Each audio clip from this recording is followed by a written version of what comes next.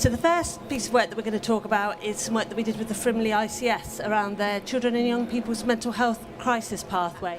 Just a little bit more detail about what we did, so developing this understanding of the issues around the children and young people's mental health crisis pathway, particularly focused around the two acute hospitals, Wexham Park Hospital and Frimley Park Hospital. We used a mixed methods approach, so we carried out quite extensive engagement. And when we talk about frontline clinicians here, we're talking about general trained staff, so adult nurses, paediatric nurses working within the acute hospitals. We used an appreciative inquiry approach, so understanding what works well now, but what could be better, what could be improved.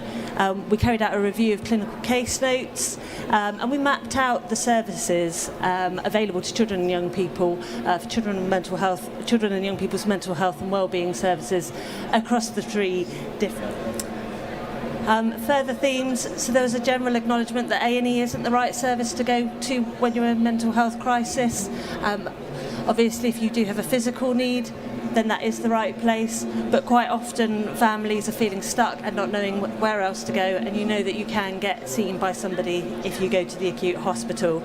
And this feeds into the gaps in service that we're all very familiar with across children and young people's mental health services.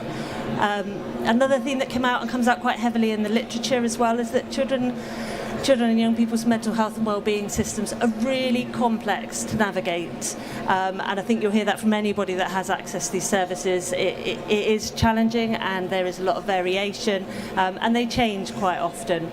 And that's particularly pronounced within the Frimley ICS because of the complexities around their commissioning landscape, and you end up with a little bit of a postcode lottery. So if somebody comes into the acute hospital, you might have a different service depending on where you live.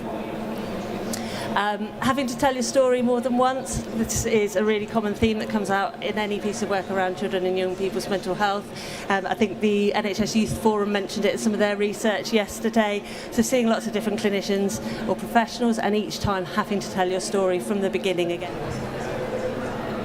So today I'm just going to be giving a quick overview for CREST. So CREST is the Children and Young People's Referral Management System tool, which is a bit of a mouthful, so it's known as CREST. So it's a demand and capacity tool for CYP mental health pathways.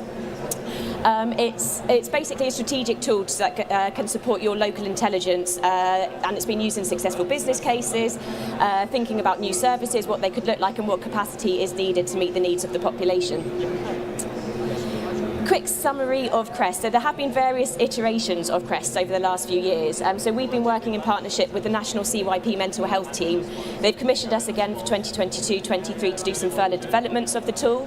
But if you logged onto the CREST website, what you would see is the version that launched in March 2020, and that was just before the COVID pandemic. Erlang is based on the principles of queuing theory.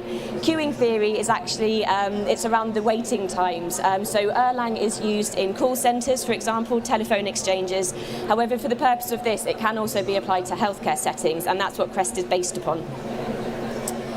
CREST can support transformation in a variety of ways. As I've mentioned, it can support your strategic planning, operational planning also, but it can also inform decision making at system level. So it can help with a couple of key questions when you're thinking about your demand and capacity and how to meet those needs of your CYP population. It's just been describing the additional functionality is going to, you're able to do multiple pathway uploads. However, what we're most excited about is the scenarios and the 12-month forward view, and we feel like that's going to be really beneficial to the people who are using it.